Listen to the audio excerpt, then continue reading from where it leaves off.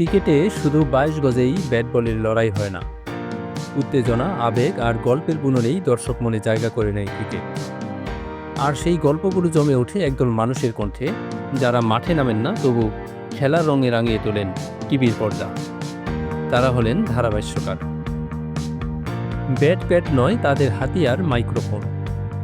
Mic হাতে যিনি যত ভালো গল্প বলতে পারেন, ধারাভাষ্যকার হিসাবে তিনি তত জনপ্রিয়। আর জনপ্রিয়তা বেশি মানে সেই ধারাভাষ্যকারের চাহিদাও বেশি, ফলে তাকে সম্প্রচারকদেরও দিতে হয় অনেক টাকা। আইপিএলে তো এমনিতেই টাকার ছড়াছড়ি, নিলামে কোটি টাকার খেলোয়াড় কেনাবেচা হয়। সেই খেলোয়াড়রা যখন মাঠে পারফর্ম করেন, সেই খেলার ধারা বিবরণী দিতে গিয়ে ভাষ্যকারদেরও আয় কম হয় না। সুনীল গাভাস্কার, রবি শাস্ত্রী, হর্ষা ভোগলের মতো যারা এরই মধ্যে ধারাভাষ্যে নিজেদের প্রতিষ্ঠিত করেছেন, তারা আইপিএলে মাইক হাতে আয় করেন লক্ষ টাকা। আইপিএলে ধারাভাষ্যকাররা কত টাকা আয় করেন তা নিয়ে সম্প্রতি একটি প্রতিবেদন করেছে ভারতীয় সংবাদ মাধ্যম ফাইন্যান্সিয়াল টাইমস।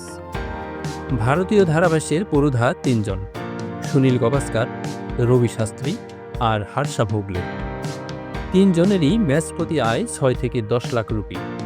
টুর্নামেন্টের শেষে গিয়ে তাদের মোট আয় দাঁড়ায় প্রায় ৪ কোটি রুপির কাছাকাছি।